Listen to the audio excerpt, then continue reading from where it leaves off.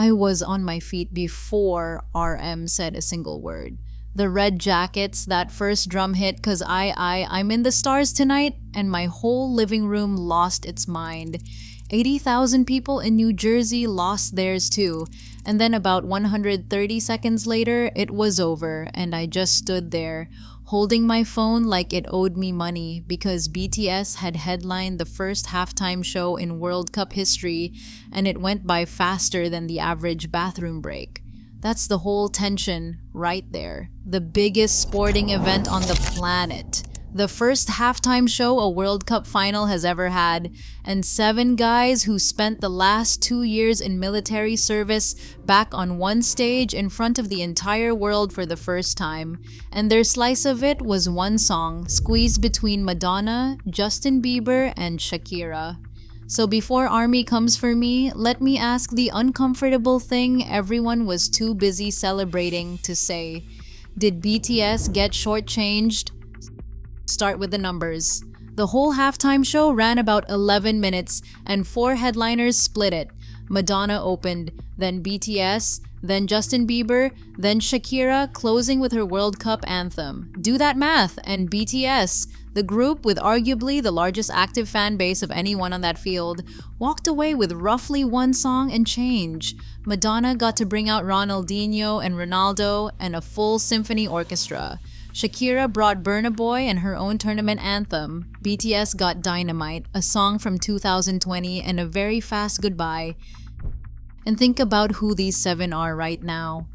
This was their first time on a global stage together since finishing military service, their first real group moment in front of the whole planet after 2 years apart. They dropped an entire album, Arirang, back in March, and at the single biggest chance to show the world what BTS in 2026 sounds like, the plan was 90 seconds of a 5-year-old hit folded into an ensemble curated by the lead singer of Coldplay. For a lot of ARMY, that stung. Not because Dynamite isn't a monster, but because this was supposed to be the reintroduction, and instead, it felt like a cameo. You wait 2 years, you survive the enlistment countdown, you refresh the tour dates at 3 in the morning, and the payoff is a slot shorter than the pre-game coin toss.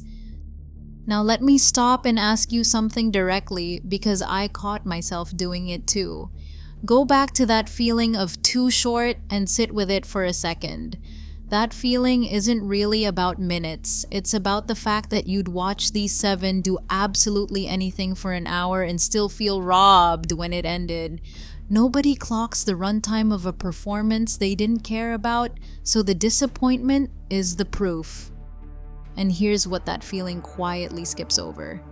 There has never, in 96 years of World Cups, been a halftime show at the final. Not one. This was the first.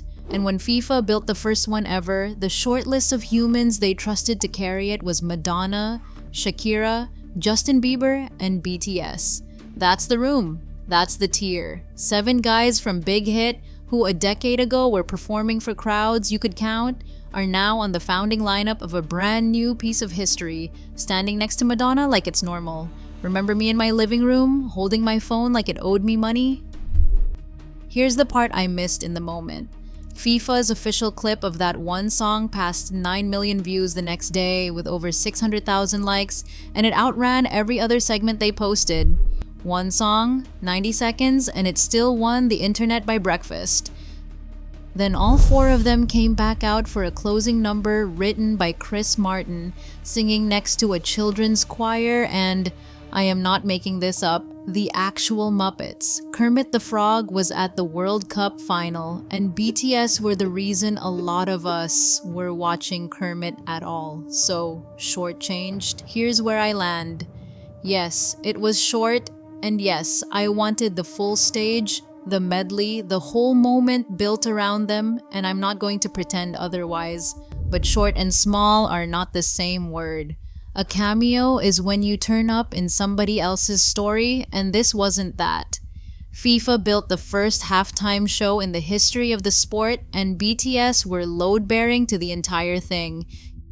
You do not measure that in minutes any more than you measure an earthquake in seconds. Go back to me, on my feet before RM said a word, holding my phone like it owed me money, that first in the stars tonight, landing on 80,000 people at once. I keep replaying those 130 seconds, and every single time they do not feel shorter, they feel bigger. The 7 of them did not get handed a slice of World Cup history. For about 2 minutes on a Sunday in July, they were the reason it existed.